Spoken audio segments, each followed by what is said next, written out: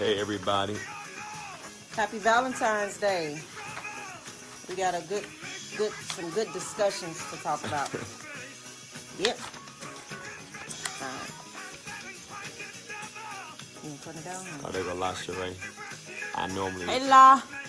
I wait for them to gain some momentum. Oh, there's Juanita. Hey, Flo share Joe. this. What's up, Facebook? Let everybody know we're on here. Let's go. Let's make it good. What's up, everybody? All right, so from what I can see, we're about 1,000. Hey, Chandra. We're about 1,001 or 1.1K.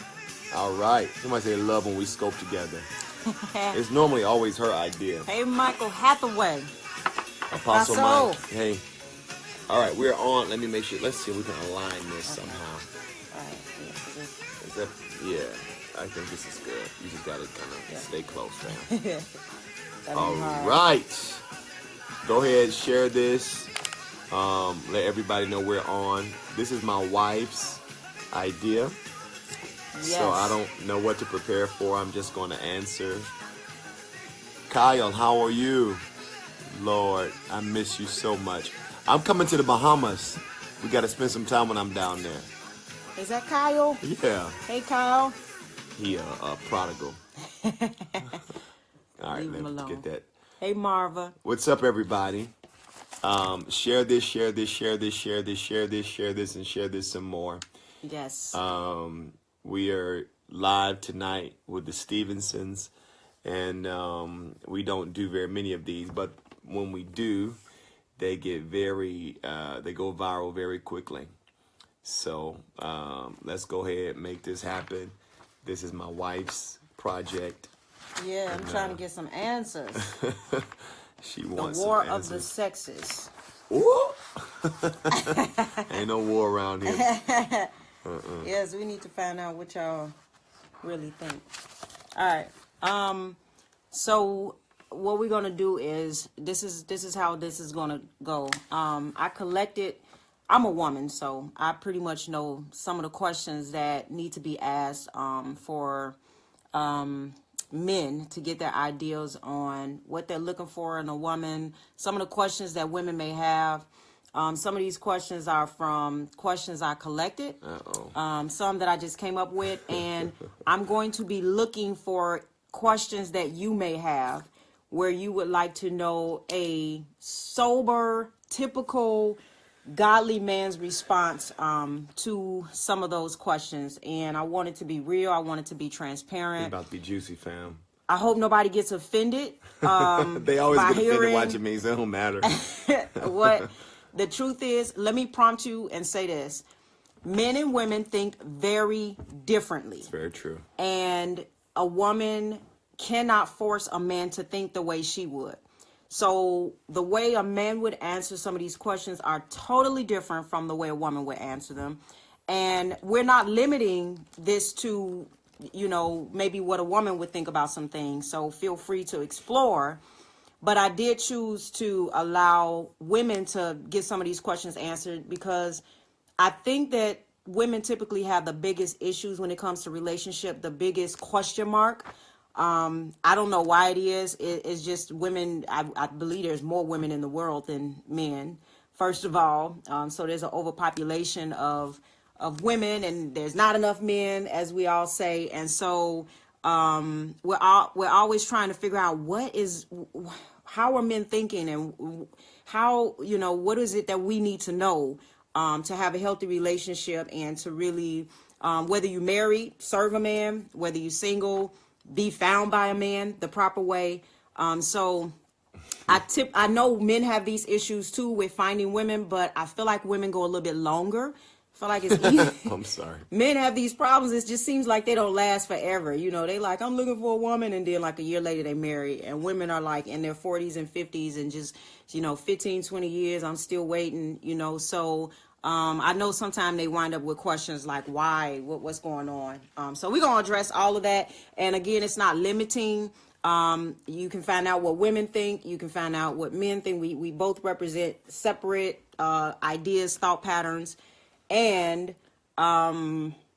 Yeah, I'm going to ask some of these questions, Yo, but I'm going to have you we're put gonna them be in. very, very, very, very, very, very honest. We will be Very sober and very objective. So yeah. take notes. And listen, I want you to know too, I pretty much agree with a lot of the stuff he says. And maybe because We'll I've know just what I'm gonna say. accepted. Well, yeah, you're right.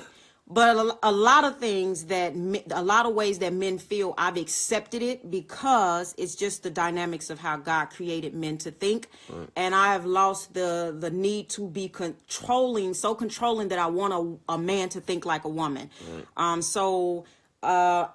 I probably agree with a lot of the stuff he says. I'll chime in from my perspective, from research, from talking to men and things like that. But I'm also going to try my best to play the devil's advocate on behalf of women.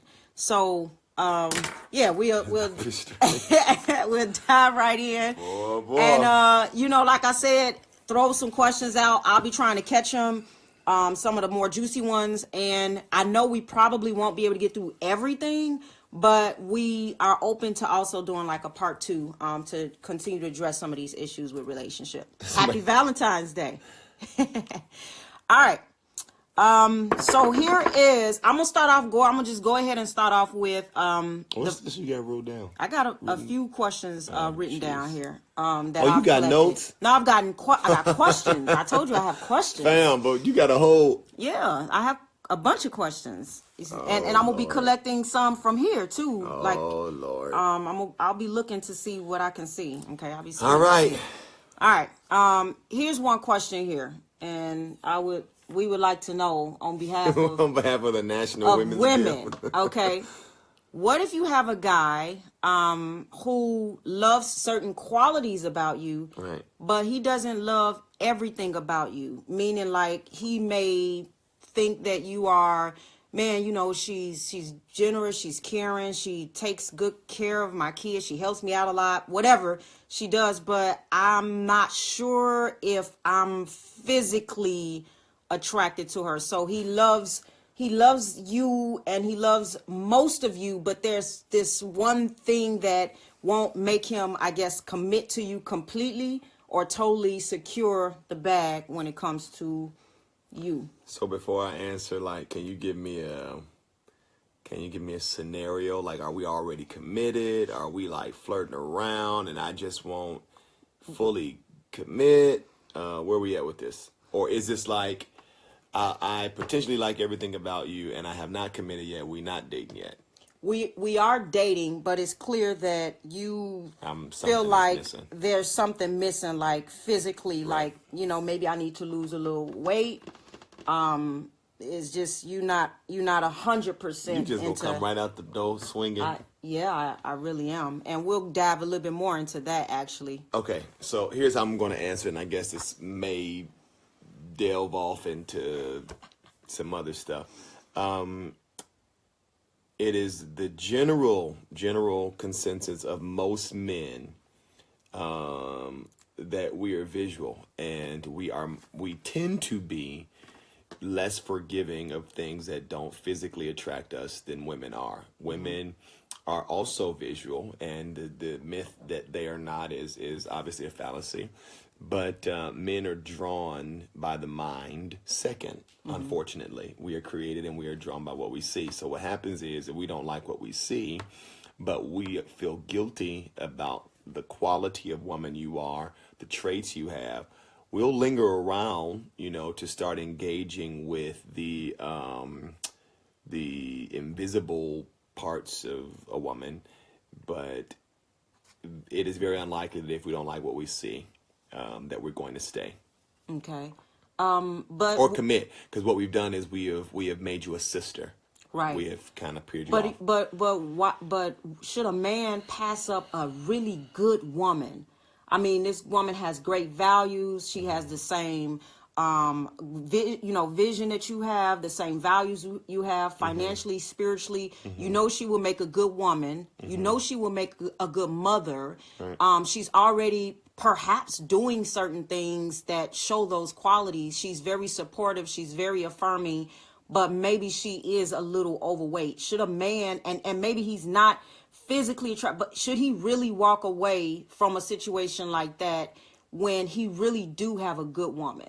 Yes, he should. Okay. And that's a very controversial, a very controversial answer. Here's why. Okay. His ability to recognize that she is a good woman does not make her a good woman for him. So what's Okay. going to happen is they may be able to build a relationship for the first several months off of their intellectual equality, their emotional equality, all of the goodness about her. Okay. And here's where the tension is going to come. When something better than her pops up, his Okay. eyes is going to roam, and his heart is going to roam, and he's going to end up almost feeling like he's been put in a prison sentence Okay. to stay with a woman that did not appeal with him. And shout out to big girls. I mean, I'm not trying to be funny. There are people who like thicker Yeah. women. And, No, I know. Yeah. If a man feels forced to be with a woman, he's not going to bring him whole self there. And unfortunately, if you don't have the physical component in addition to the other elements that may make her attractive, they're going to, at some point, probably not at the beginning. At the beginning, it's the top of the year, they just Right. get saved, whatever. At the beginning, they'll stick around. But if it's not really what they want, then when what they want shows up in the Okay. form of somebody else, it's going to put a lot of pressure upon that. But I want to balance that and say that it is also a fallacy to assume that men don't want depth. I think what happens is that because people know that men are visual and are physical, that means that we are superficial and Right. superficial, and that's not true. Right. Men actually want depth. I also know that there are women who are very, very, very superficial. Okay. For example, you have a lot of women. It is equally as superficial to be drawn to a woman because of how she looks, for a woman to be drawn to a man because of how much money he makes, irrespective of how he looks or where he is. So both genders are very superficial. Men just get it real hard because I think we're a bit more flagrant with our superficialness. Okay. So I know for women, we like a nice looking man, but I think that emotionally, if we wind up in an emotional attachment to a guy, even if he doesn't look the way we want him to, but he starts to treat us really well and take care of us, we will fall for a man who we weren't originally attracted to. Is that something that could happen for a man too? I think it has happened to men, but for me, it's always a risk on the masculine side of things. Okay. Because you have to, for the rest of our lives, men are going to be in a war with their eyes. And Right. if they don't have anything that engages eyes is them, it is. Men are at war with their eyes forever. And so if they don't have anything that they like to look at, then we are bombarded with options. TV, Right. sports, just our culture is so just intrinsically sexual, Right. that there's going to be a competition. And he may or may not cheat. Right. But to wander and to roam and to acknowledge his manhood above his husband obligations is very Right. probable if you don't like it. Are there like signs that, when you're in a relationship, because Oh, sometimes jeez. a man will get, in a relationship with a woman, but Right. know that he's not fully there because there's something physically he Right. doesn't, are there signs to watch out for if it's like you realize, okay, he's not that intimate, he's not that attracted to me? Yeah. Are there things that a man does? What are some of those signs that you can watch out for that a woman in a relationship with a man who maybe, got her there for companion's sake or whatever, because she's, I don't know, supportive or emotionally supportive or whatever, but he knows in the back of his head, I'm not really that attracted. What are the signs to look for in that? There's probably about 8 or 9, and I Okay. don't know that I want to go into all 8 or 9, but I would say for most Run through among them real them, quick? no, fam. I mean- for most among them is going to be this man, if he is looking for a way. Now, and this is if he's a good man. If he's a dog, he's not going to, need much to get out. Right. If he's a good man who is at war with his guilt Right. about the fact that he does not like that part of you, then he's just going to be full of excuses. Okay. That's going to be the number one sign why we're Okay. not going out as often. An excuse. Why you don't seem as interested as you used to be. An excuse. Why are you not as pursuant as you used to be? Because initially, at the beginning of a relationship, it can run off of excitement. Right. But after the excitement wanes, then what you got is commitment. And commitment comes, after that initial excitement, I got a woman stuff. Right. What you're going to notice if he honestly does not want you, he's just going to throw you a bunch of excuses. Yeah, you're just going to notice consistent excuses for a sudden or sometimes not so sudden change. Okay. Is it possible for him, because why give all the excuses? Why not just break the relationship off and move on? Because equally, women are afraid of not finding the right man or being without one. Men are also generally very fearful of being with the wrong one. Okay. So we will hold you on layaway, right until we get the right one, just to guarantee that we're not making a wrong mistake. Why approach her? And if they're Christian, here's what the Christian pimps do, because I've counseled them too. Christian players do this. They'll go into their foolishness. God knows what I need, even though it's not what I want. So they'll be like, the Lord sent me exactly what I need. Ladies, please pay attention to that foolishness. When men start feeding stuff like that, God gave me exactly what I need. Right, I understand that. And that may even be true to some degree. But if it is not what you want, that's their theology, if we're going to call it that, for being forced by the Spirit of God or whatever, Christian convictions to stay in a relationship they don't necessarily want to be in. Why is he pursuing her if he doesn't really want her? A number of reasons. It depends on the season of life. Okay. In my experience, men in their 20s do it differently than men in their 30s. Men in their 30s do it differently from men in their 40s. And then people who have been married do it differently from people who have not been married. People with kids do it differently. Okay. What I find is that they will pursue them sometimes out of curiosity. Okay. Sometimes it's out of boredom. Okay. And they will be lying to you if they tell you that they don't date out of boredom. Sometimes if men feel underachieved or unoccupied, they'll do it out of boredom. I saw another guy say too that he would pass her up if she's a good woman. And so I guess that's a thing like that. It's not a shallow thing. It's just that you all are visible creatures. Now, can I go into this? What happens when you do marry her and you were attracted to her? And nobody called you before, You were attracted to her. Right. Maybe she have a baby. Maybe some years pass. Maybe she didn't have a baby. She gets bigger. Are we going to make this whole conversation? No, Okay. No, I mean, I got other questions, but this is a real legit question that, I'm wondering, if I gain 100 pounds, if I gain 50 pounds, let me tell you something. You can be honest. What are we, what is, now I'm not gaining 100 pounds because I want myself to be like that. I'm not used to that, But there are more problems than like, unless, it's a medical problem or something, but I don't want to, and I think some women look beautiful with weight on them. But what happens when you are in a relationship and you love that person? Things change. Right. What do you do then? You're in covenant. You're in a covenant relationship. So I think at that point, and I'm probably going to answer this from like a non-traditional angle. I think at that point, what you really do have is an honesty problem. Okay. Because in the event, and we're just going to put out there that you gain 150 pounds, the way our relationship and our candor is set up, I would tell you you're too big. I love you, but we're not going to be sleeping together. It's just not going to work. I can't get none if I gain 100 pounds. Not at all. Well, that ain't going to happen, y'all. I'm just telling you. But a lot of relationships are not set up to promote that degree of honesty. Right. I don't think that's a weight issue. I think that's an honesty issue. Okay. I think that a man or a woman should be honest because women also have challenges with men who get big out of nowhere and they start losing themselves. I think the problem is when they hide that stuff. Right. That what you really have is a relationship that blocks honesty. I would just be very honest. Okay. And see, some wives would actually get offended at asking their husband, like, what would happen if I gained 50 or 100 pounds? Right. I like the fact that I know. Because what they're going to fight you with is, do you love me? And it's, but I don't like you.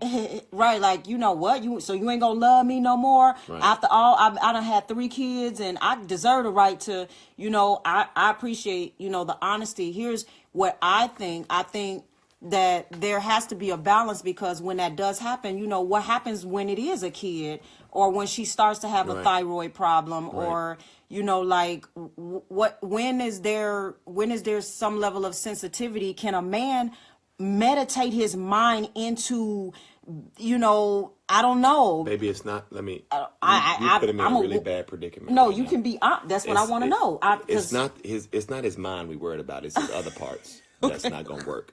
I can sit all night and meditate in my mind. I'm a woman, so I don't get. Thank you, Jesus. Yeah. I love my wife. I love my wife. But when it's just there, the other parts of me is not Okay. gonna function well. Okay. For me, but Right. there are other, and most men may agree, but men have that's what different we're here types. for, y'all. Men like, you know, different bodies and Right. stuff like that. I think the real problem is not weight gain; it's conversation. Okay. We should have when we took vows that talked about for better, for worse, and all of that stuff. Then we're not saying that we're just going to tolerate all of that stuff. A lot of that stuff needs to be talked through. Right. You understand what I'm saying? So if you gain weight, if I gain weight, I think the problem comes when there's an initial silence. So you don't wake up and gain weight in 24 hours. Right. I think the problem Okay. is conversation. Like, you know, baby, we need to your be. belly Yes. is getting a little bit. I don't think relationships are as honest as they need to be. I Okay. think they start trying to protect each other's feelings. Right. And I think what happens is they end up in a disaster. And my biggest problem And this is with it anything, not just weight, whatever. Something you issues. want is going to show up that's going to appeal to you. And if you have not given your spouse that honesty or your Mm-hmm. mate that honesty, then you're going to act on it, particularly if you're not a crucified man or a woman. I think I would be okay if you gained 75 pounds, no more than that. You told me to stop gaining weight now. Just so that they Because I don't, like just your so y'all body. don't think that this is about skinny people versus overweight people. My wife does not want me to gain weight. I started getting big and I thought it was amazing. And I'm going to be transparent. I laid on her one day to kiss her and she said, "Oh, this is too much weight on me. I don't like it anymore."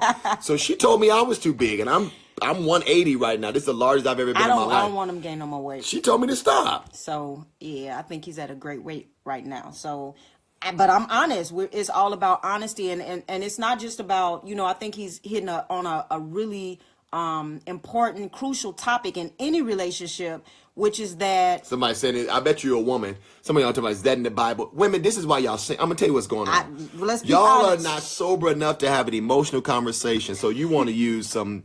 So that's not love, that's attraction. You wouldn't know. Because you won't listen to how different God made us. You want to fight us through our differences. Is that in Right. the Bible? And people don't have to have Bible for what they types is, lady.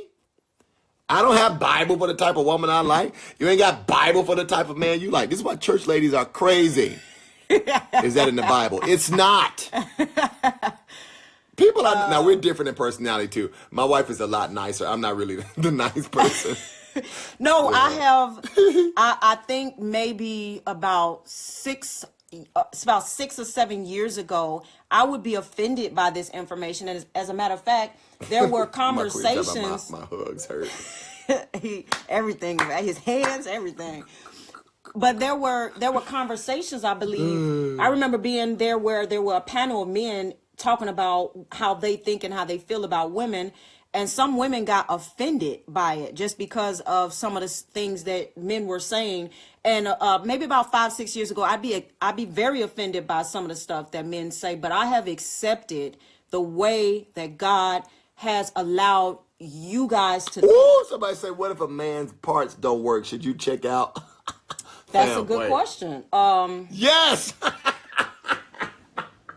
Well, are we talking marriage? What are we talking? Check out let's go to your list. Are we talking marriage This is though? getting bad. Go ahead. I'm sorry. No, I mean, you know, I've learned to just accept how God created you all. Although I do think some men can be a bit much about this stuff. But I think honesty is very important. I think that there needs to be more conversation about honesty, because I think women do get offended by touchy subjects like this, and that's why I wanted to address them. What qualities in a woman immediately turns a man off besides physical things? It depends. Okay. It depends on what type of man. Okay. I think that some of these answers are not going to be clear cut, Right. because I'm assuming that this is with the assumption that the man is astute, like he has clarity on where he's going. Right. He has his own professional stuff Right. under him.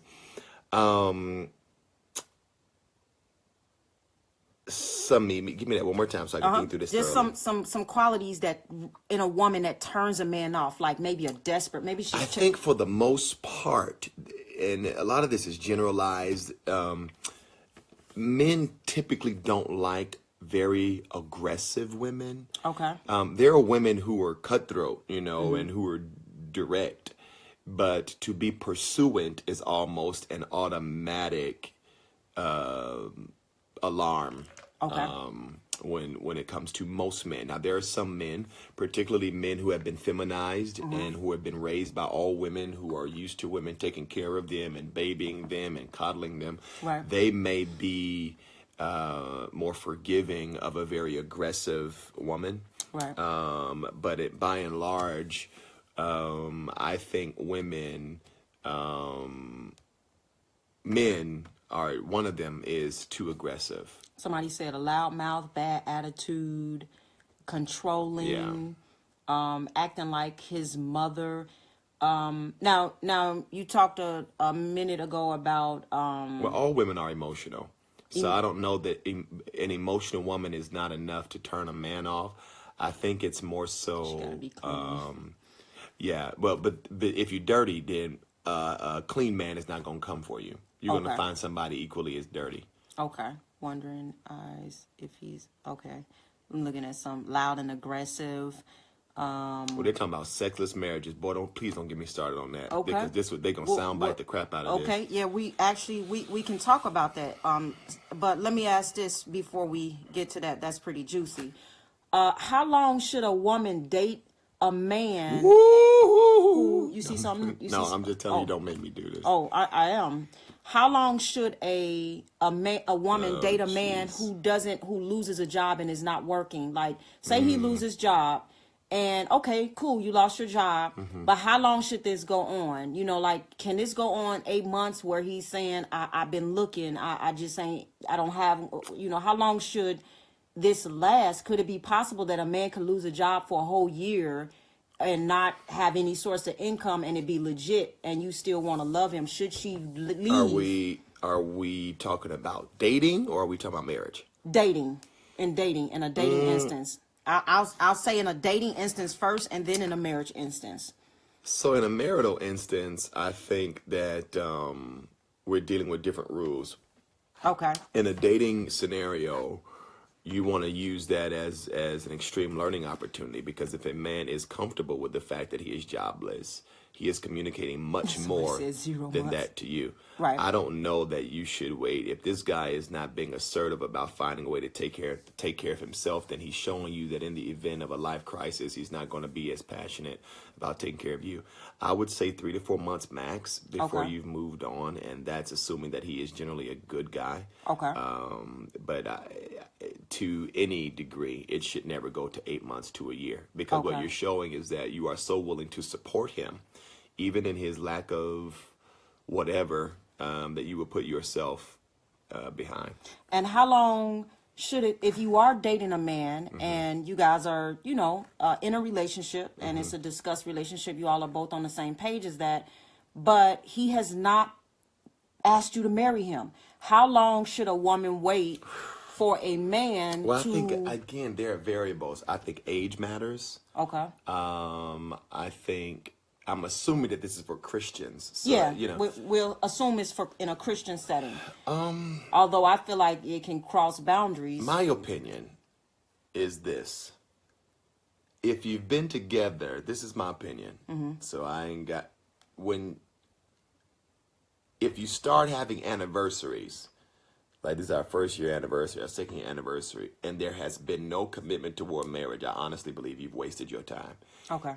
So I don't think, my opinion is, I don't really know that people should date longer than a year without some direction toward marriage. That's Okay. me.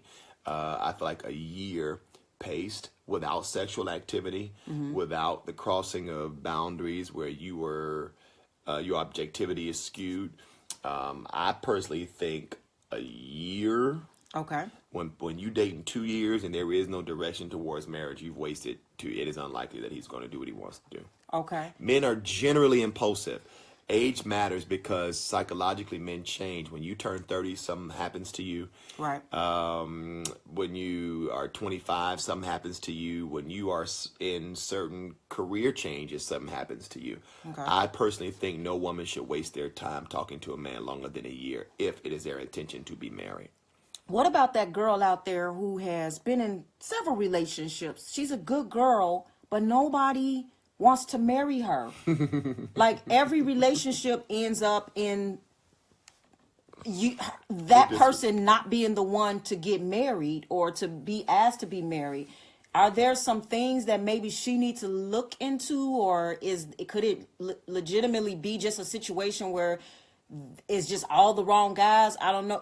It could be. The thing is because I really believe, and we've seen it in our own church, there is legit somebody for everybody. Right. Everybody, I think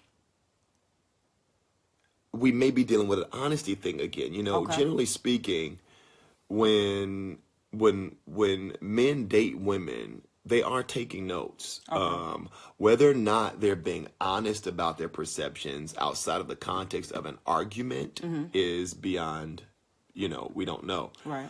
But they're taking notes. And I think that sometimes men just need to be very honest about their findings. Now, if after the third guy, the findings are consistent, then these are adjustments that the woman may need to make, because men, however different, are probably going to run into the same types of issues that a woman has, because we're engaging that area of your life.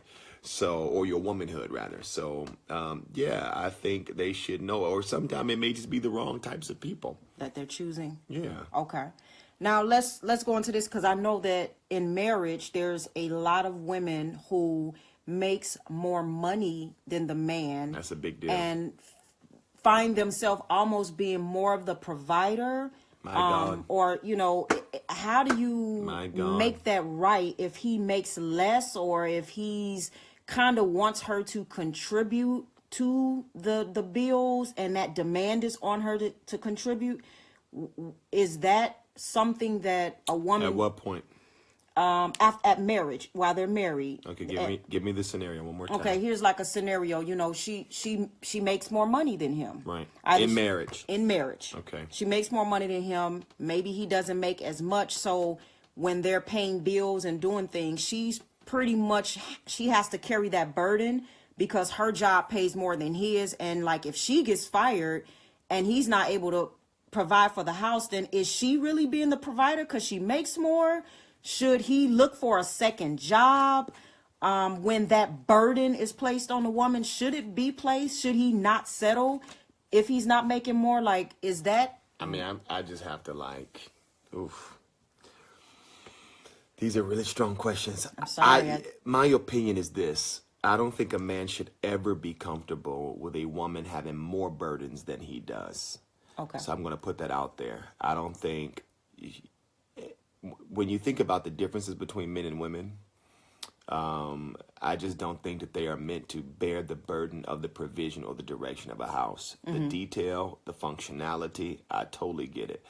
But when a man is comfortable with allowing a woman to carry the burden and the weight of a house, something is wrong with him. Okay. And if a woman allows herself to function in that way, something is also wrong with her.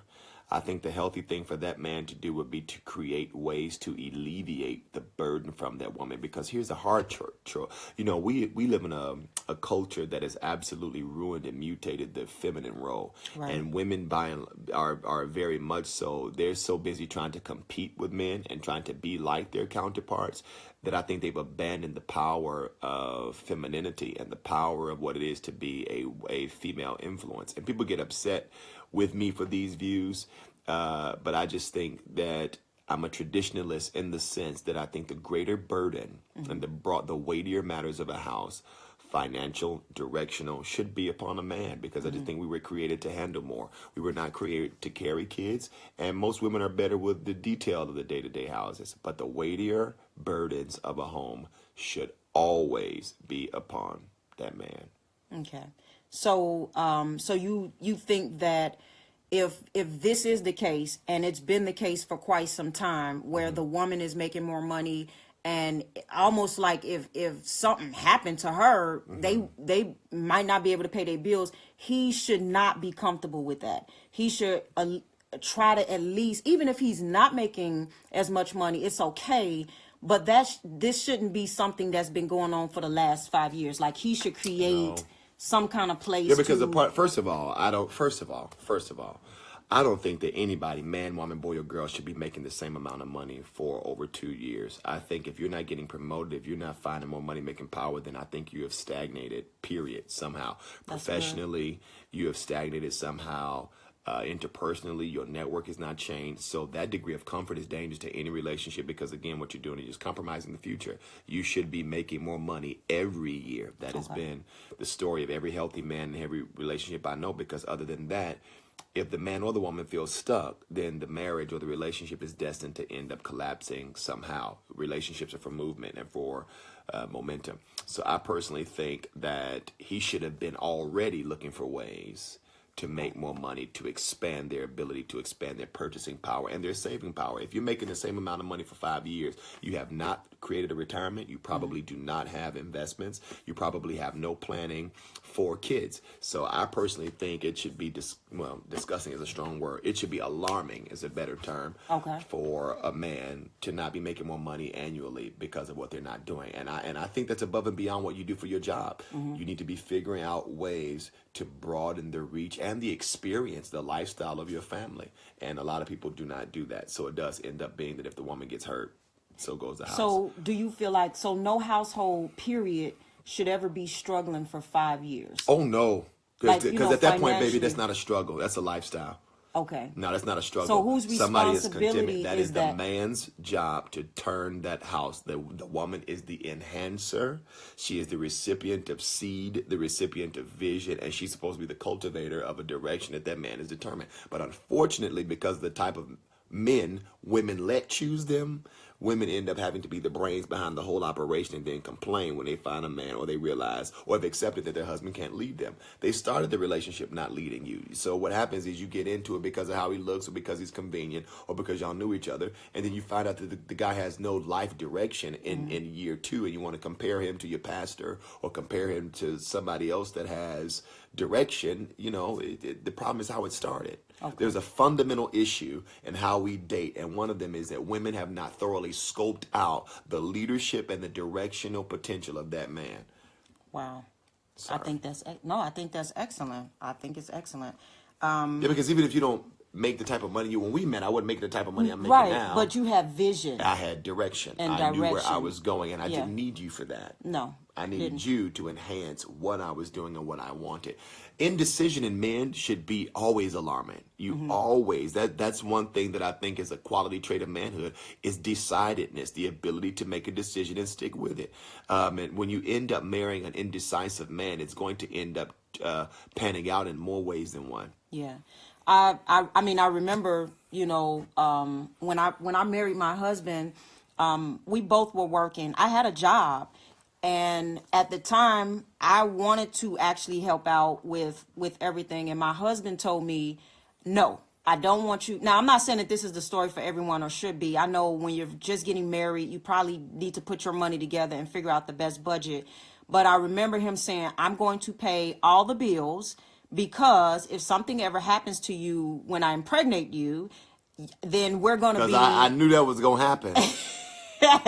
He's like, I don't want our household to crumble because you're knocked up pregnant and you're sick somewhere, and now your income isn't there. And that was, and consequently, that actually happened. And it did. We had no way to know that was, maybe it was prophetic. I don't know. But it happened with my second son, and I actually got on bedridden the entire pregnancy from about, 18 weeks up into the end. I was sick the first 4 months. I probably had about 2 good weeks, and then I got on bed rest from a placenta abruption. So it actually, and I could not work during that time. So my money was extra money in the household, and we utilized it doing extra stuff like saving and buying furniture or taking vacations.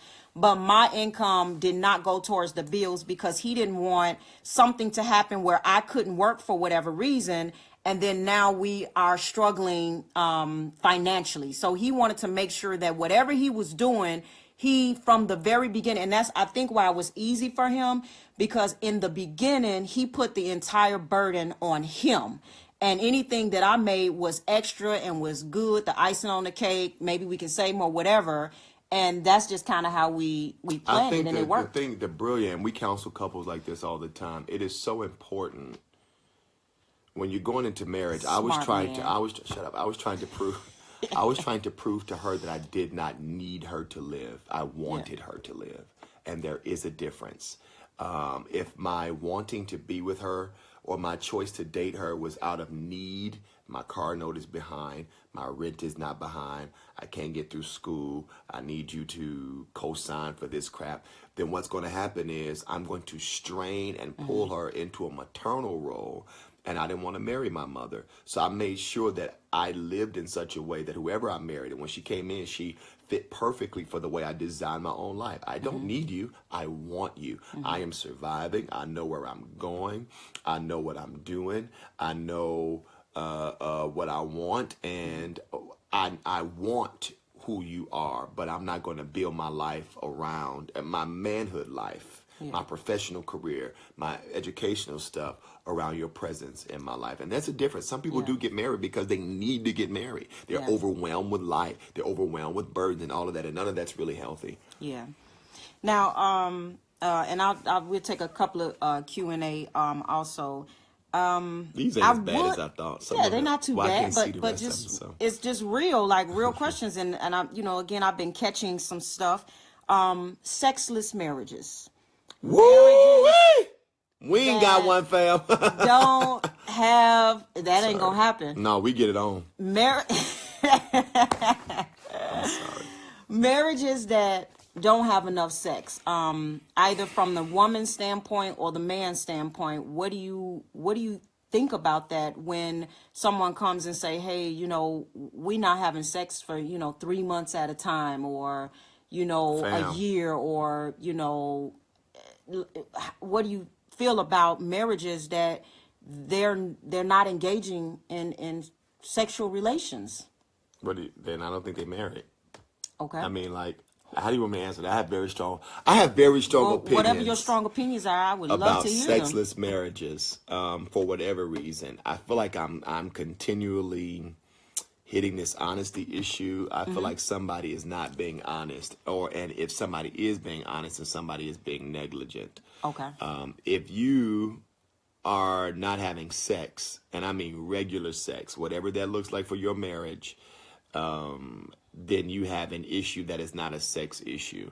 Okay. Even if you're not having good sex and one of the spouses don't know what they're doing, then the real issue is somebody's not being honest about what they like, what they don't like, what they want, what they don't want, all of that. I personally think that sex should be just, I was about to say black people. Couples are very dysfunctional. They are generally okay with talking about everything but their sex life.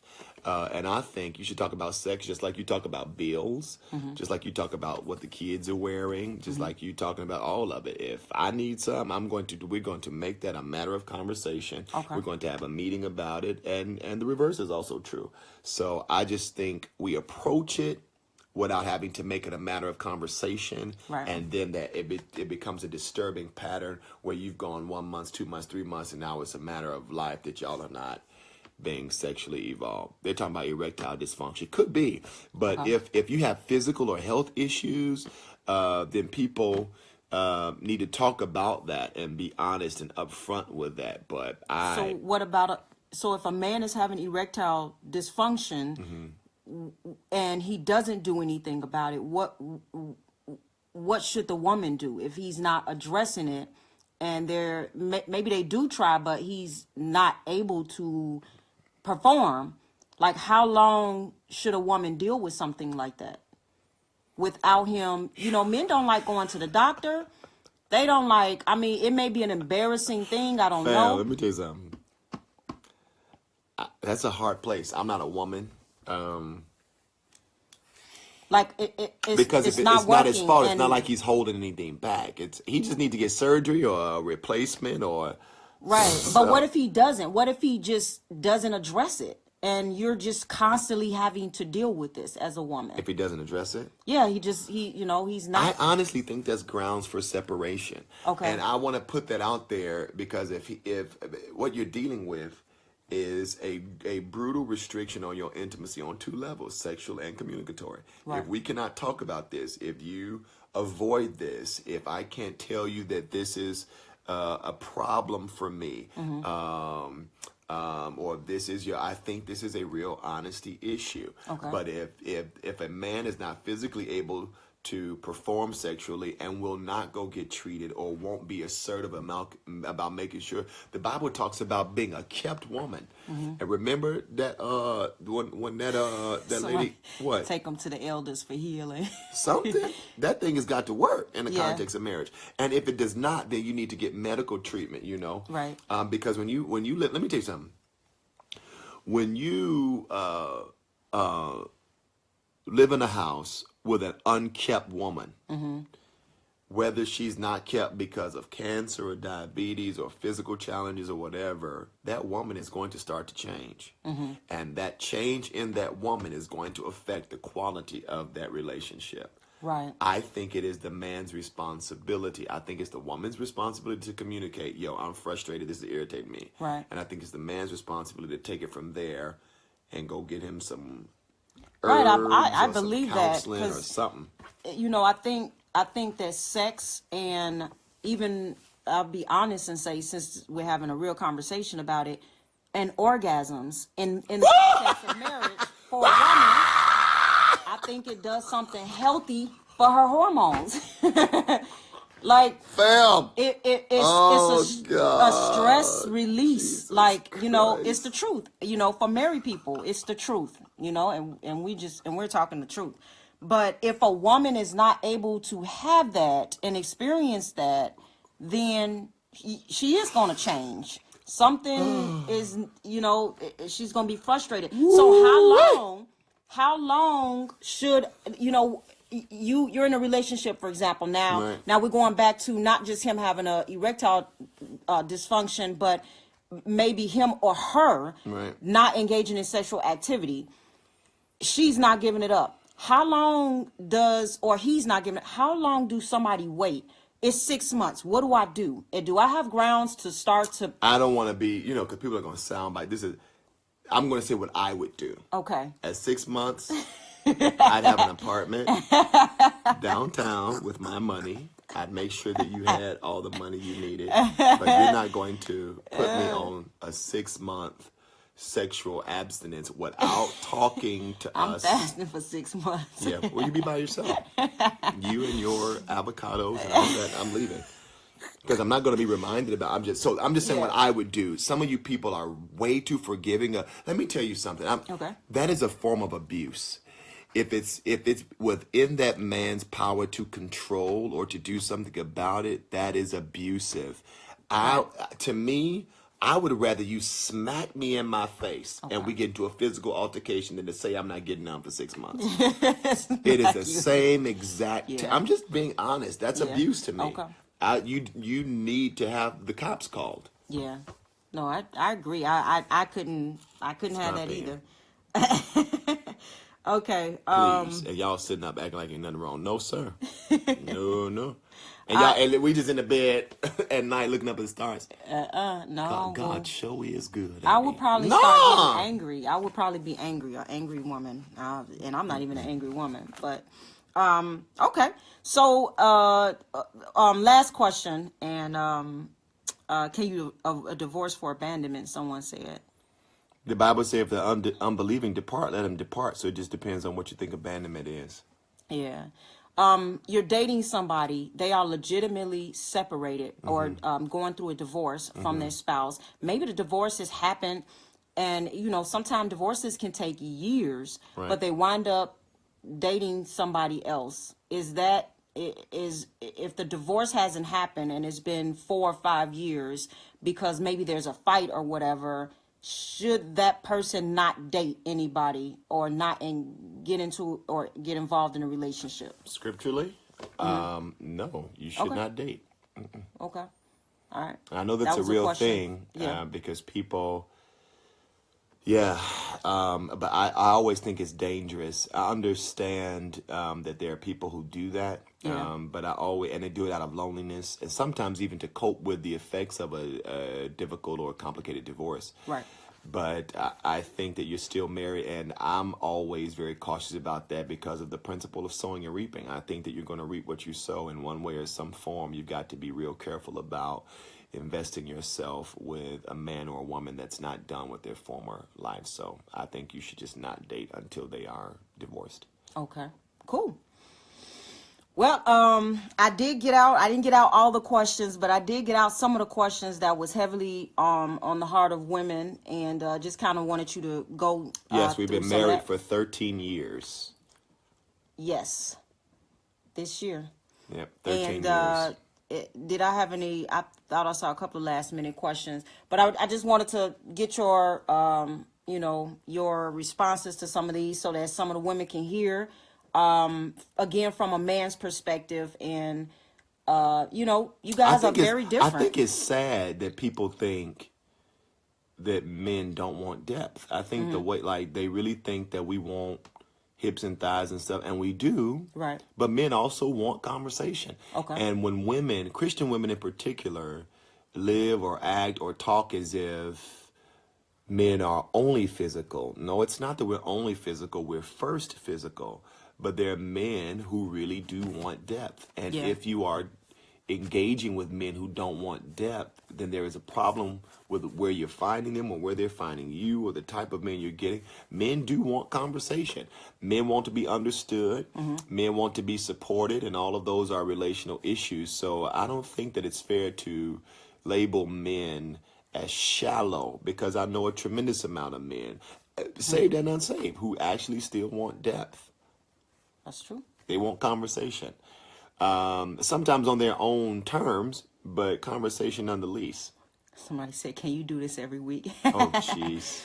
Well, look, we have, what we did was we put up a link on Periscope and Facebook Live for the conference, TOSC 2018 conference that is coming up, that's going to deal just with learning about from different aspects, from finance to soul issues.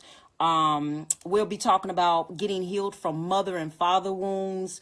Me and my husband are actually going to do that workshop, that seminar on how to get healed from mother and father wounds, because these are all things that affect getting into relationships. It actually affects the way you look for a mate, the way some of the desperate things that women do, some of the ungodly things that men do to settle for women. So we're going to be hitting all of that. We're going to be dealing with some generational things and just allowing you to have the education that you need, because knowledge is important when it comes to relationships. A lot of people, they will study everything else. They'll study investments. They'll study whatever the topic is that they want to study. But a lot of people will not. They leave it up to their own experience or what their mama did or what their friends doing or just whatever their inward pleasures are to make decisions based off relationships. So this conference is going to help to teach women how to properly be found and to teach men how to know how to look for a godly wife, because things don't end wrong, they start wrong. And if you don't start off with education, you'll find yourself in a world of trouble. And it is misery when you wind up in a bad relationship. So here's what we did. And we'll be speaking at this conference. We put the link up, and whoever gets or whoever signs up for the conference through our particular link, they will get a book from us that we have written. And it is not a book that will be given to the public. I know last year when we did this, everybody keeps even now emailing me about that book, but it's only being released for those who sign up for the link. And so we're going to give away that ebook for free. And the name of the book, and we're going to talk about, y'all think this is something? We give some real intimate, detailed information in this book, and we do not hold anything back. What he or she will never tell you. That's the name of it. What he or she will never tell you. The raw truth about love, sex, and marriage. So we deal with this whole honesty thing that's underneath the layers of relationships. Yeah. We pull them out and we talk about the very thing that most people are too scared to talk about in a relationship, because like he said, they're too busy trying to protect the other person or protect their feelings or whatever. And so we help you to process through these, how to look for the signs. And if you identify yourself as one of those people who need to be honest, we tell you how to approach the situation so that you can bring things to the table, so that you can better your relationships. And so the only people who will get this book is those who sign up through our link. On that link, so bit.ly/learn to love. Yes, it's on the title, bit.ly. Somebody can put it up. bit.ly/learn to love. The number 2, learn to love. bit.ly/learn to love. Learn to love. Yes, some people have put it up. So if you check out that link, just check it out. Got some amazing things that's going to be covered on the conference. And I'm excited. I can't wait to talk about these mother wounds. I know he's going to slam the father wounds, but I can't wait to talk about these mother wounds. I'm a father, guys. I have a father's heart, so it's a big deal to me. Some of these issues that we've put as father wounds are mother wounds too. And I look forward to talking about that. He looks forward to dealing with these father wounds. But there's a plethora of information that you'll learn from it. And I'm going to continue to collect more questions, collect more information, and I say informations, and we'll do some reverse stuff. Can you be friends with an ex? No. Oh, there you go. Oh, sorry.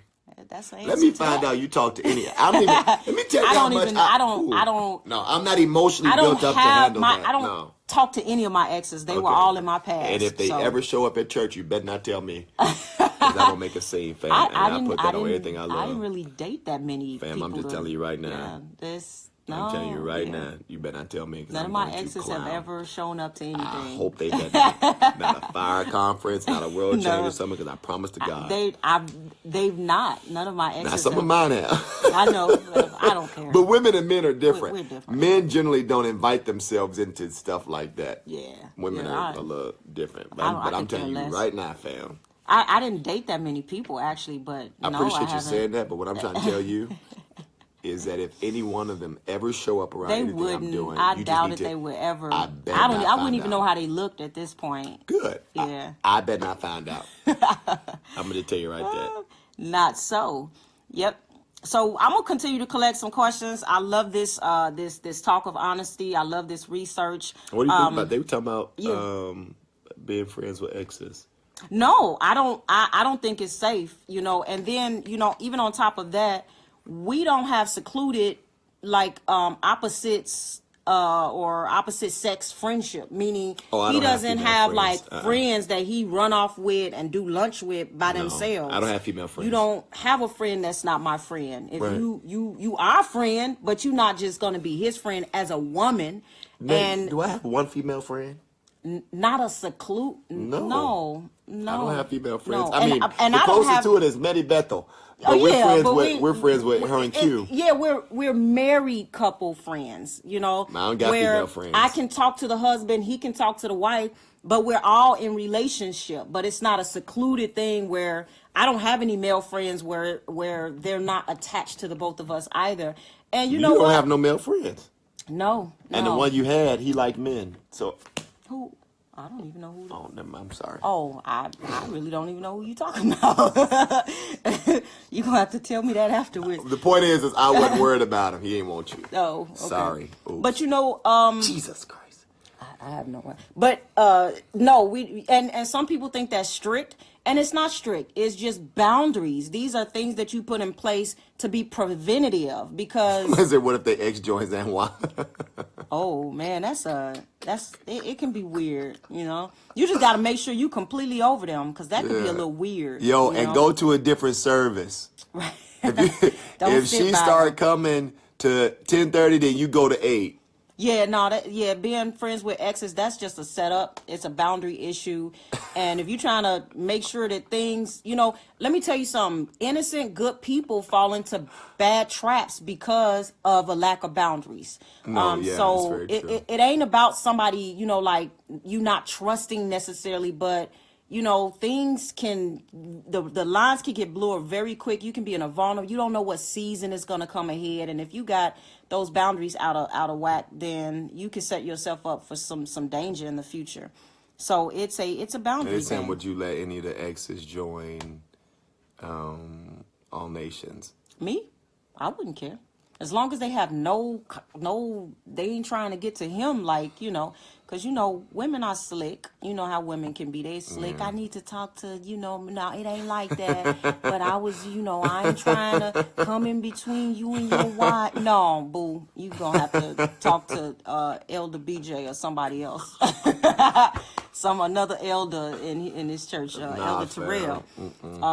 So no, and the same is true. I'm not meeting with some ex that come from, no, it's just not gonna happen. Keith said, listen, now y'all know how women can be. Women are slick and influential and seductive. What about as a pastor having a single admin? I don't think that's a problem. Again, it's about boundaries. Is this a single admin where y'all up in the room together by y'allselves with the door closed all the time and nobody knows what's happening? It doesn't matter if you have a lot of people will have single admins or single people working around them and stuff. But again, you just got to put the parameters in place. He doesn't go in a room with women and close the door. You know why? Because women will lie on you too. You don't know. Women can get really crazy, especially if they got a secret attachment. Mm-hmm. You don't know if you wind up closing the door and then they come out and say you raped them. It's they word against yours. Kamilah, so you put the whole storyline together. These are true storylines. Oh, so geez. it's to protect, again, the pastor is to protect you. I'm not going in a room closing some door with some friend or some single man, without, some parameters in place, because you're not going to say I winked and blew a kiss at you. So, yes, indeed. Okay, well, just get an ugly, one. Just like I told him, if we get a housekeeper, it ain't about to be Maria who, 20, it ain't about to be 20. Maria. It ain't gonna be 25-year-old Maria. No. Fam. It's gonna be. Fam. It's gonna be 69-year-old Hilga. Betsy. With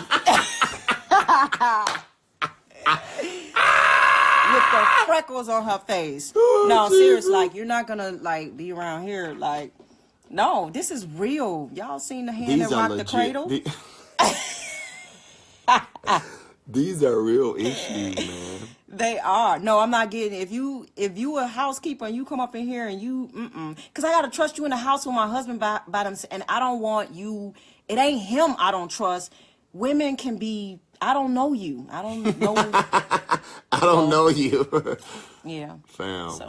So. I think this lady said she's been saved 25 years and a virgin. You need birthday, right? She say, what would you tell her? She's waiting on a spouse. How old is she? I don't know. She said she's been saved 25 years. She's still a virgin. I think that's amazing. Mabel. Well, 25 years. When you say 25 years, I don't know how old you are, but I mean, I would continue to love and enjoy myself in my single life. I mean, there's some benefits. You need to be honest. It can be it can be discouraging. Yes. When people want relation, it just, we end up there is not one sentence for people who are waiting on spouses. It can be very discouraging, but I would just say it's better to wait than to settle. And a lot of people settle because they're just tired of waiting. But sometimes waiting has really, really, really good Mother Doubtfire benefits to it. It can, it takes a lot of meditation to be single that long. Yeah. But you cannot look at the negatives or I want, because you'll find yourself in a place of being dissatisfied and unhappy with the life that you're living. Right. And there's so much to be joyful about when it comes to the life that you're living. And so how long do you think somebody should be engaged? Like, what if people have been engaged like? I don't think more than a year. I think a year is the max of being engaged, because you're gonna set yourself up to be tempted. If you love somebody and you ready to marry them, you go longer than a year, y'all might wind up falling into, and then you give it too much time to change your mind. So that it winds up not working out probably most of the time. And because you don't get serious enough and really start to put forth that intentional effort to make this relationship work if you're going longer than a year. Right. So I think a year is the longest I would tell somebody to be engaged, especially if you're attracted to them. But then do you stay in a relationship? Because there are people who call off marriage and then stay in a relationship. I think you just move on. I definitely do, because if he ain't ready to actually seal it, and you engaged already, and he ain't ready to say, "Oh no, woman, you ain't going nowhere. Let's just plan this now," then something about it has maybe shifted. It's a massive integrity issue. Yeah. Yes, a massive integrity issue. Lady Eloise, look, they still going with this housemaid stuff. I'm telling you. Can saved women have a sugar daddy? A sugar daddy? That sugar daddy gonna want some sugar after a while. I mean, sugar. You ready to get some sugar to sugar daddy? My no, God. I don't. Well, some say sisters will give some sugar to sugar daddy, depending upon how much sugar you got. That's called a prostitute. Then you setting yourself up to be in the position of a glorified prostitute. Oh, is it perversion for a married couple to use toys in the bedroom? You the psychologist. You go look at the screen and not answer that?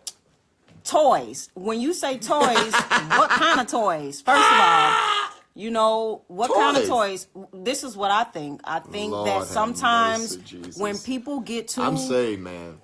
I'm sanctified. I will give my honest answer on this, and then we can exit out. Y'all make sure y'all sign up for that school. Please. I think this is my personal opinion. I know it's some freaks out there, all right? I don't know what kind of toys, but you ain't about to be bringing nothing crazy up in here.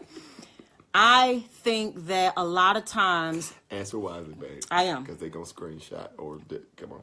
I think a lot of times too many objects and toys and things that you're using in the bed chambers to try to spice up your marriage can actually work against the level of intimacy that a couple can establish together. What about handcuffs?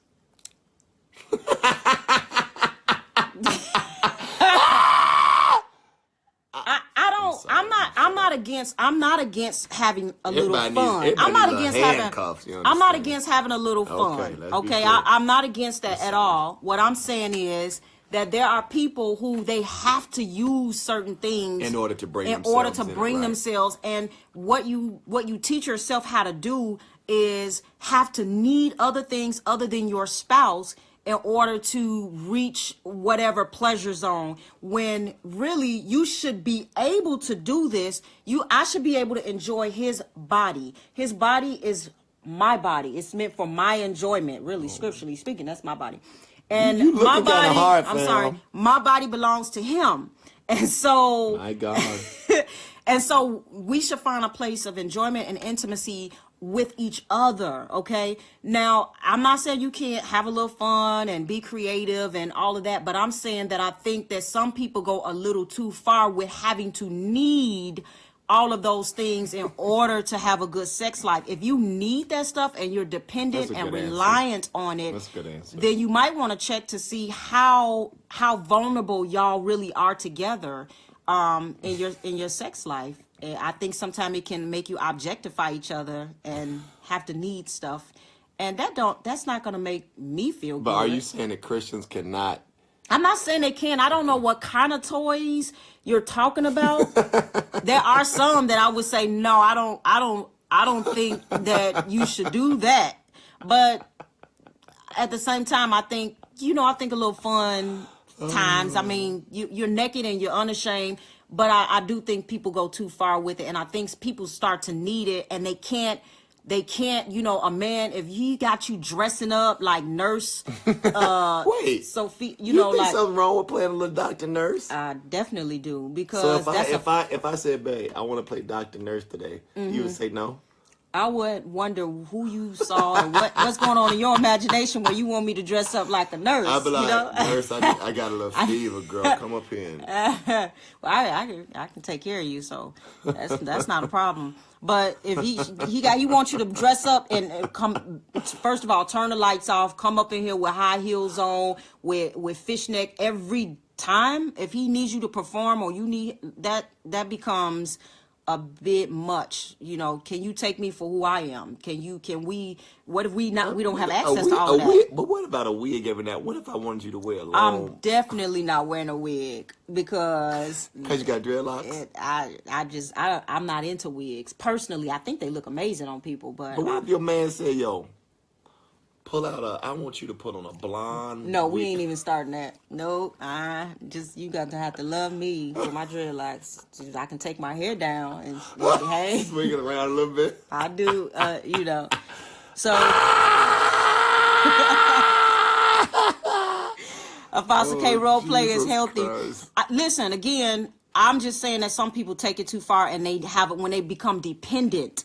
When they become dependent. Hear what I'm saying? There are people who become dependent. They have to do that in order to feel like they can be pleasurable. If you can't just be in bed with you and your spouse and have a good time, if there can't be one night like that, then that's a problem. They asking, is oral sex sin in a marriage?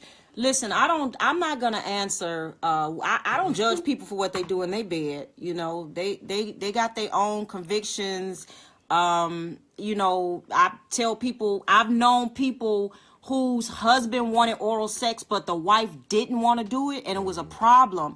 And it was like a pressure. I don't think it needs to go that far where, you're pressuring your spouse to do something they just don't want to do. Wait till they get comfortable enough to explore whatever options they want to explore. So in those instances, no, I think that you need to have a conversation and figure that out together. I think that's between the couple. I don't judge people for what they do in their bed chambers. I don't even judge people for how many toys they want to use. But what I am saying is that it can make you stray away from intimacy because you have to rely and depend on other things to make this work. And that doesn't become healthy either if it's an extreme measure of it. But I do believe in creativity in the bedroom. It is so. I do. And having fun. I do believe in having fun and being creative. It is so. That's different for everybody. What that looks like for everybody is different. Yeah, that's a great point. Somebody said they should have conversations. That's a marriage counseling thing. Yeah, you have to be able to figure out people's sexual vision and ideas of sexuality and intimacy and what they want, and what they see, and all that stuff. It's all about communication. This all boils down to healthy communication about sex. Y'all shouldn't be just having sex and nobody's talking about what's good. Maybe you think it's boring. Maybe you think we do need to spice it up. What can we do to be creative? Let's talk, maybe it don't feel good. Maybe she ain't having an orgasm. You better ask your wife if she's faking her orgasms because women do that. Now, I don't. Okay, you know me by now. Glory to you. I told you. I think it's God. In the house, I just want you to be clear. No, no, I don't have no problems. But I know women for years who have been married and we have counseled people who have, over the years, who have said that they haven't had any orgasm. I'm like, why don't your husband know that? Or maybe they're just not having them as often as you think. You need to make sure before you get up, like, did you, okay, just confirm. There needs to be some confirmation. So you shouldn't a man shouldn't just do his thing and then be, I'm done. Ooh, look at my voyeurism. Ooh, the saints need, Jesus. Yeah, so yeah. And some men do that. They do what they do and then they're done. They don't even ask any questions. There's no communication. How did that feel? Let's talk. There needs to be healthy communication. And I think it goes back to honesty and constant communication on these things. And people are silent when it comes to their sex life and they just having sex and that's it. Like we just gonna have sex and nobody knows what's happening or if it even feels good.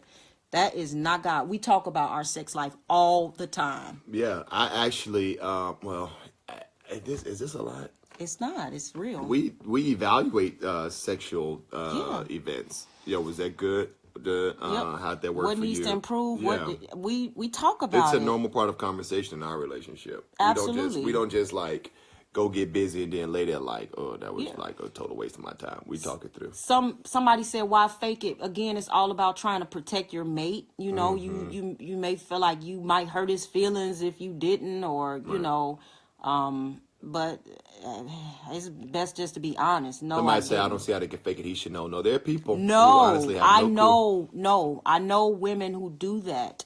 They have. Did somebody just come in? Oh, they have. You know, they do it. You know, just because they just either want him to just go ahead because they don't really. But we counsel women. What about R&B music in the bedroom? Don't ask me that. I am not a black and white person. So if you are super like religious, you might not like my answers, because I love me some Tony Braxton. I love Luther Vandross, Freddie Jackson. I come up from old school. It's still a Glenn Jones, Whitney Houston. I like healthy love songs though. Back in the day, they made healthier love songs. Boy. I don't listen to a lot of the freaky deaky stuff now. Ebony but... cover her ears. That's your twin. Hey twin. Hey twin. I got a twin, y'all. And my wife is a twin. Yes, I have a twin. So no, I don't see nothing wrong with it. They want to get back to the young and the. I mean, y'all gonna listen to some worship? Y'all gonna turn some worship music on? Nah, fam. I mean, let's see how far that goes. Nah, fam. But no, just healthy music. Your They got healthy R&B music. So, but some Christians feel like, oh, you shouldn't listen to R&B. We're married. Like, if we're talking about love, why not? It's love. You know, it's they a love gonna song. soundbite this. Yeah. And they gonna talk about us so That's bad. okay. Lord That's have okay. mercy. So yeah, there will be so much in the class. It's not even funny. I mean, there's gonna be so many. You got Fanique and LeBron friend. There's married couples, healthy married couples that'll be talking about different aspects, different things, dealing with deliverance and soul and finances and how to be found and how to prepare, and all of it will be talked about in the singles conference. So, and if you married and you I think it's good to know this information also. Just because if you're someone who teaches, or you're in leadership, or you have teenagers or whatever, I think you should learn it too. I sure do. I listen to everybody and I take good notes during this conference. Woman of God, she said, "Can a man fake it?" No, I don't think so. I'm one. No, I don't. Absolutely not. No, I don't think a man can. It's very clear. Oh, how about wine? Ooh. I'm lying. Again, I think that's an issue of conviction. Yeah, you better be careful, because you want to start a war. What I do is I promote what the Bible says, right, and I don't promote add what to it. Does not, right. If somebody was to ask me, should you be drunk? No, I think that's against the word of God. As far as wine is concerned, you have several different opinions about that. There's a lot of theological groups. There's a lot of classes on wine. Yeah, there's a lot of different, and again, it's really based off your convictions. It's based off of wisdom, your history. Were you an ex-alcoholic? You definitely, I could tell you 100% no to that. But that's not something. It's not a black and white question for me.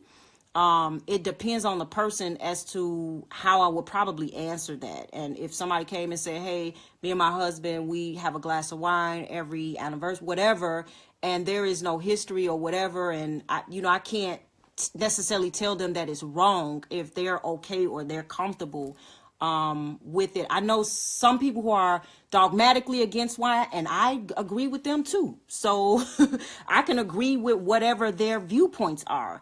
So I'm a very great person, and I don't mean great to the point where I'm compromising the word of God. I do not believe that you should compromise the word of God, but I've heard arguments that you shouldn't, and I agree with the arguments that are said, and I have arguments where it's okay to have a glass here and there, and I agree with some of them and their stance on it. So it depends on the argument. Paul told Timothy to drink wine so his stomach wouldn't get bitter. Yeah, and he did, and it was because, you know, and here's the thing, because I know the context of that scripture also is that the water was polluted and wine is fermented. So I've said this before. Our water is polluted, fam. I've said this before in one of my health scopes. If you get sick and you're somewhere in another country, or you have a bug, or you know, you eating something bad, and you don't have no apple cider vinegar, you have no lemon, you have no pickles, olives, or any fermented food around like sauerkraut, then your next best option is to go get you at least 3 ounces of maybe some red fermented wine to get rid of the bacteria in your stomach, even as a health precaution. So, but Paul did tell Timothy to drink wine because the water was polluted, and that's why he was saying a little wine will be good for the belly because it's probiotics. She said Christians not supposed to drink alcohol. Period. Well, when you say period, I don't necessarily agree when somebody say period, but I agree when you say Christians shouldn't drink wine, because I think that statement can definitely be true. But I'm open to both arguments. No, I didn't say 3 glasses. I said 3 ounces if you got sick. Somebody said a whole bottle. But that's my stance on it. So nothing should be done in excess. Listen, if you overeat, you're just as guilty as someone who drinks wine. If you have ever went present to help thing that they don't do and promote that, but you probably, you know, most people eat too much, and that's the spirit of gluttony is not biblical either. So I don't argue this what stuff. I have to say about wine. I don't argue it. I don't argue this stuff because I can find something wrong with everybody. I get you. Everybody has fallen short. Ain't nobody perfect. So you probably eat too much. Somebody else probably watch too much TV. Some people are addicted to social media. So I don't get stuck on one thing like the wine thing. No, some of you guys are addicted to social media and addicted to loving hip hop and all of these perverted shows that y'all watch with a bunch of you basically watching rated X stuff, you know. But I'm not here to judge you. I'm just giving you a principle, is that we'll do stuff ourselves and not commenting on it. And then the one thing that somebody else do that we don't agree with in our doctrine, we persecute them for it. So I'm saying I could probably find something wrong with everybody, including myself. You haven't asked the question. I did. I answered it Do really Christians go to hell? Do Christians go to hell? For drinking wine. And I don't think so. Just like I don't think a Christian would go to hell for overeating. It's just, it may not be a wise thing, but, you know, it depends on if you're an alcoholic. I don't know. Right. I don't know. Yeah, I ain't the judge of that. I don't know who go to hell or not. I mean, at the end of their days. I do. I tell you go to hell. I'm not nobody's judge. I don't know. Anyway. Why are single men in the church scared to approach single women? What church you go to, boo? I don't know that that's the truth at my church. What'd you say? They want to know. I know most people probably don't agree with me because I am not dogmatic. I can be very dogmatic. He's more dogmatic than me. I'm black and white. She's I am not, because I can find something wrong with everybody. But that's why if I'm going to be dogmatic on the issue, I'm going to shut up. You see, I've not answered none of this stuff. Yep.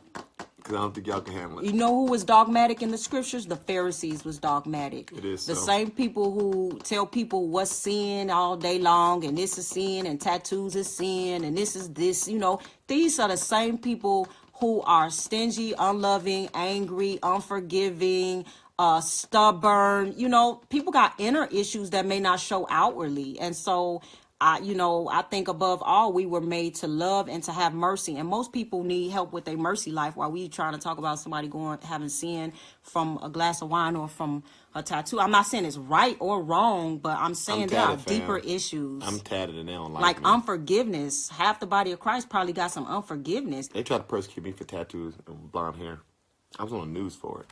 Yeah, it's a Pharisee. I don't get into that Pharisee type stuff. I believe that go and learn this. You know, I desire mercy over a sacrifice. I think people need to learn how to have more mercy. You got a little turned up over this wine issue, didn't you? Oh, no, I ain't. But that's what started the revival.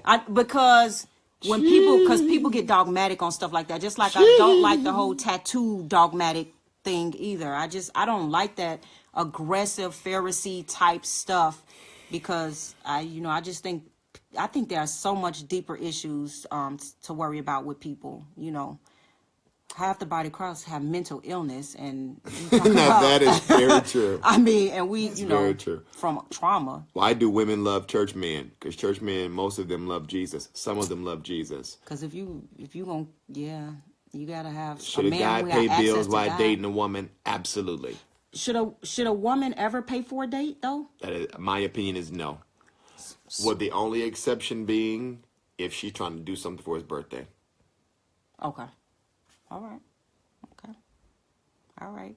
Like if we were dating and you wanted to do something for my birthday that I didn't know about, then I can't pay for it.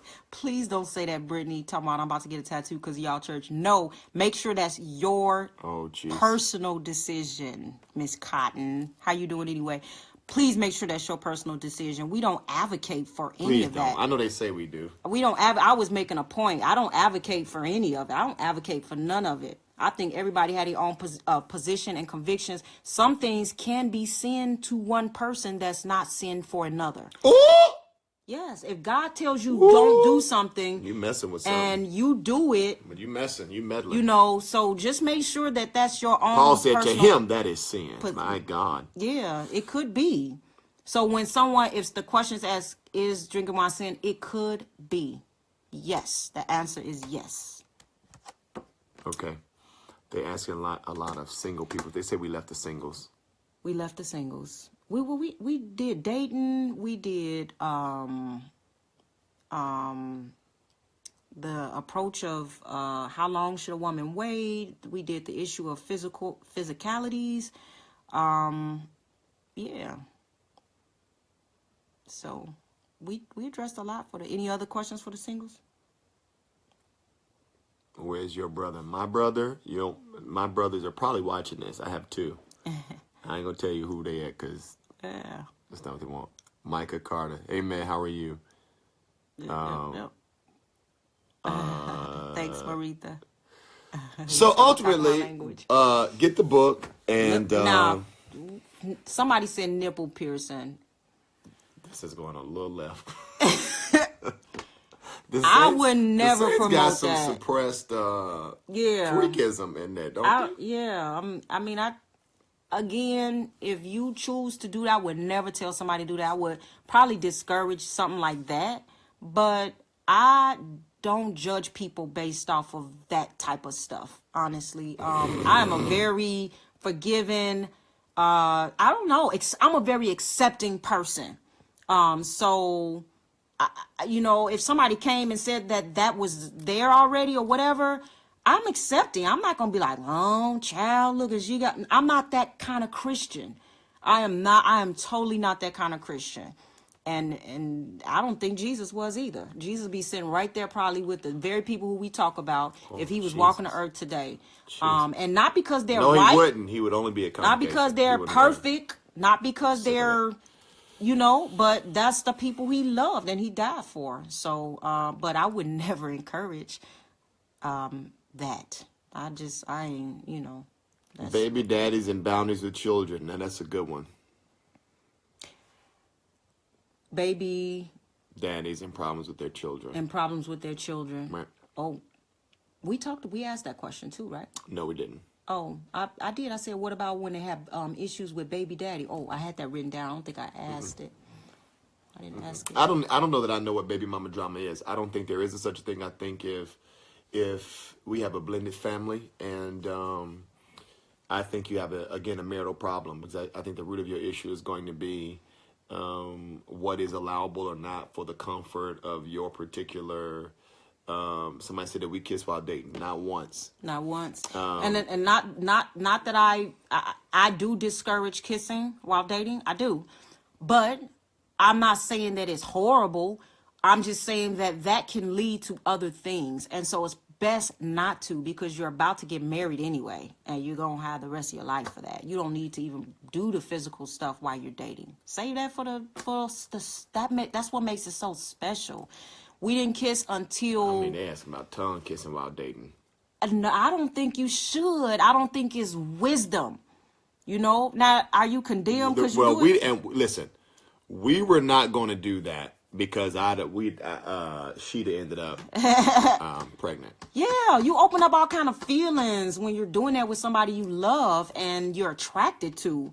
So it leads to other things. It's just wisdom, okay? And if you should probably stop, because it's going to lead to other things. Somebody asked about nose rings.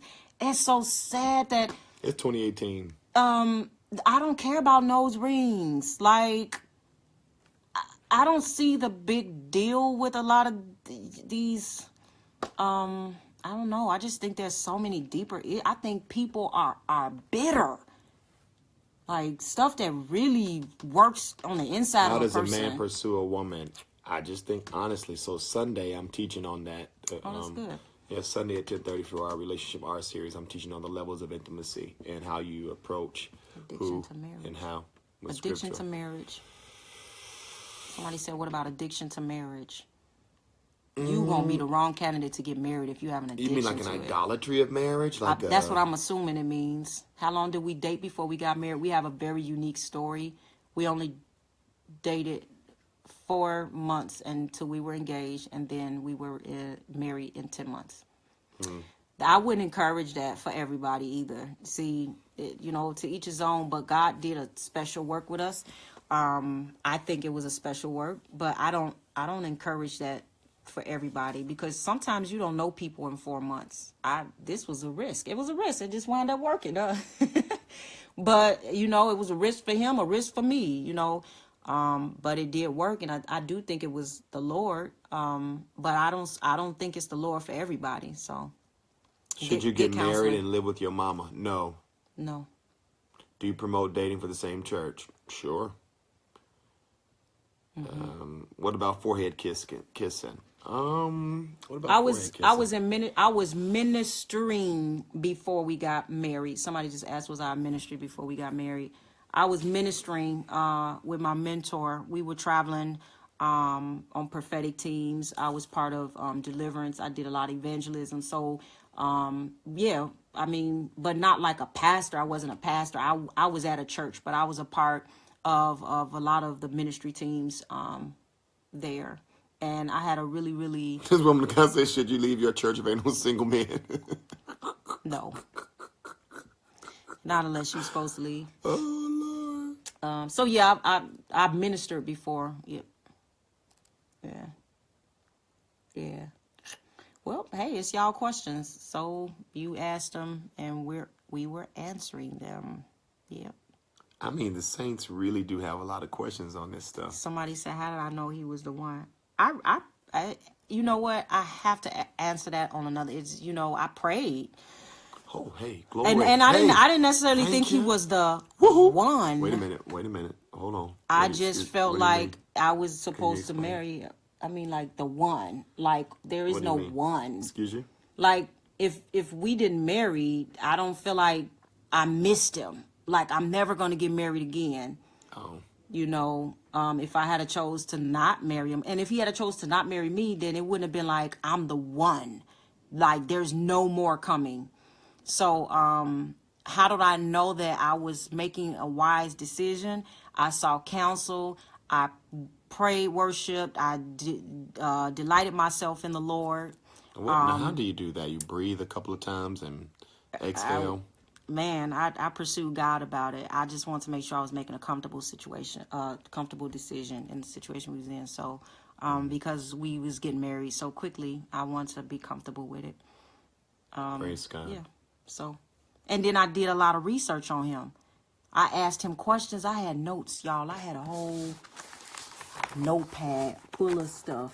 Fam, I found it a couple of I was interviewing him. He didn't even know it. We was in regular conversation. I'd be on the phone taking notes, drawing arrows and stuff like, okay, he got this problem. Okay, can I handle this? Okay, I was doing research, okay? Because I was not fam. marrying Apostle Matthew Stevenson. I was marrying Matthew Stevenson, okay? third. Y'all get Apostle Prophet. third. I was Matthew Stevenson the third. I was marrying the man, okay? That's a whole nother story.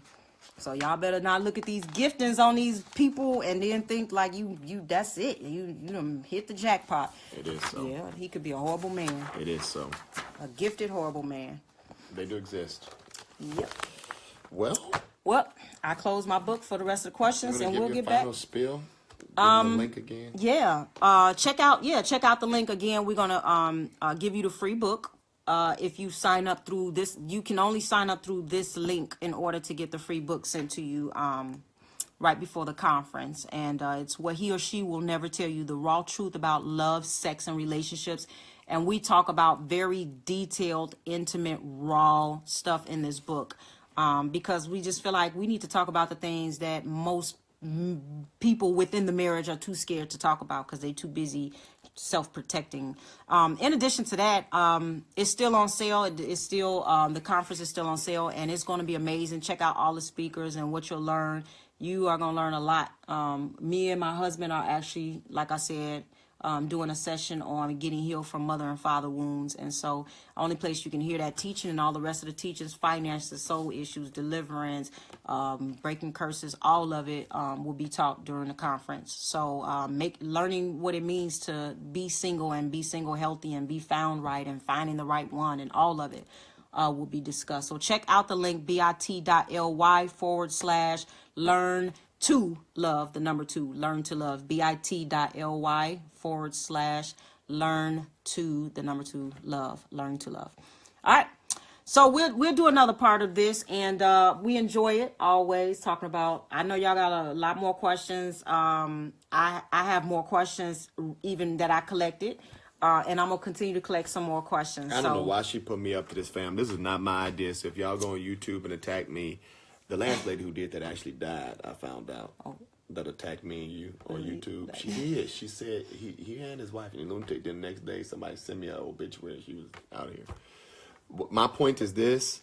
This is my wife's idea. This is not my idea. I wanted the truth. So we need the truth when it comes to relationship. This is why relationships are so dysfunctional, because everything is so hidden and not talked about. So I love it. We'll do it again. And I hope you guys all enjoyed it. I know some of you all are angry at some of our answers, but so what? Let us disagree. So what? I mean, let us disagree. It's okay. I respect, whatever your opinions. People get on there, period. This is demonic. This, and it's like, okay, I respect that. I do. But yeah, I'm just not as dogmatic as some people are. Wait, are you trying to shade me? A little. It's all right. I'll be right, though. I still love him. If I'm dogmatic about something, I'm right. You're right. It is so. I love you guys. Hey, happy Valentine's Day. It's 10:14. We'll enjoy the rest of our night together. And and I hope you guys do the same. All right. We love you guys. And you'll hear more from the Stevensons. All right. Make sure you share this, send it out, replay it, watch it, take notes, do what you got to do, learn, love, and grow. All right. See you guys later.